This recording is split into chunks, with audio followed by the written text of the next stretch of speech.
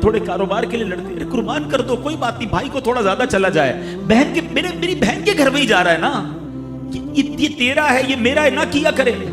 ये घर की मोहब्बतें आपको बहुत सारी बीमारियों से बचाती हैं। हदीस पाक में आता है, जिसका मजमून है, जो चाहता है कि उसकी जिंदगी में इजाफा हो जाए, उम्र में इजाफा हो जाए, बुरी मौत से बचे, उसे चाहिए कि वो सिला रहमी करे। सिला रहमी क्या है? अपने रिश्तेदारों के साथ अच्छा सलूक। और रिश्तेदारों में द क्लोजेस्ट फैमिली मेंबर जो है, वो भाई बहन है, वो माँ बाप हैं, बीवी बच्चे हैं। अरे इनको छोड़कर दुनिया से मोहब्बतें जता रहे हो?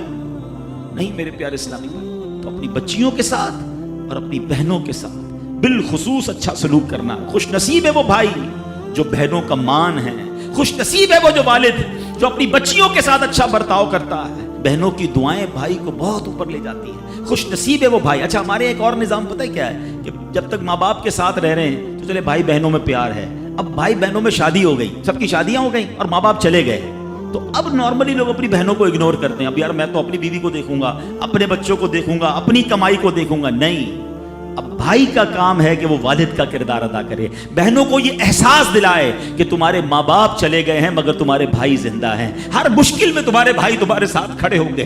कभी बहनों को ये रियलाइज मत कराना कि वो अकेली कहीं किसी प्रॉब्लम में हो, वो अकेले में सोचे कि मेरे माँ होती तो मैं किससे माँ से बात कर लेती, बाप होता तो मैं बाप से कह देती, भाई को क्या कहूँ, वो तो सुनता ही नहीं है ऐसे भाई आज भी कि बहनें उन्हें अपना दुख भी शेयर नहीं करती हैं, बल्कि भाइयों को पड़ी ही नहीं है बहन किधर गई।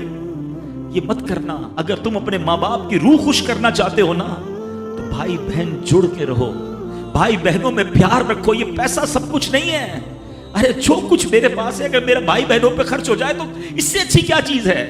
ये याद रखिए, जो सोशल मीडिया पे हजारों फ्रेंड बनाए बैठे ना, कि मेरे 5000 फ्रेंड तो मेरे 10,000 फ्रेंड, किसी दिन बिस्तर पर पड़ोगे ना अस्पताल में, तो उस बिस्तर के किनारे तुम्हें तुम्हारे भाई बहन ही नजर आएंगे।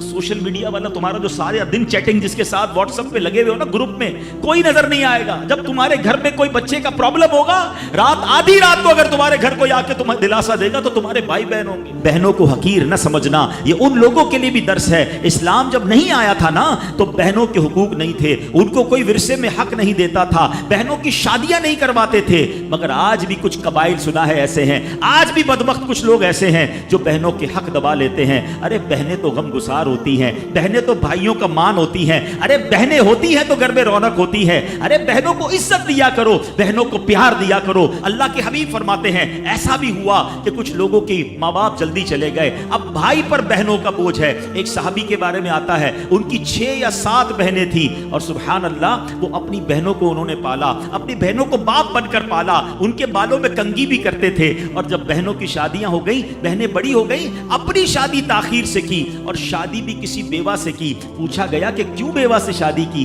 कहा मेरी बहनों को एक मां की हाजत थी, मैं कोई जवान लड़की ले आता तो बहनों का क्या होता। अल्लाह अकबर, ये सहाबा का अंदाज। और आज जो बहनों का हक दबाते हैं, आज जो बहनों को जलील करते हैं, न करना। हमारा इस्लाम बहनों से मोहब्बत का दर्स देता है।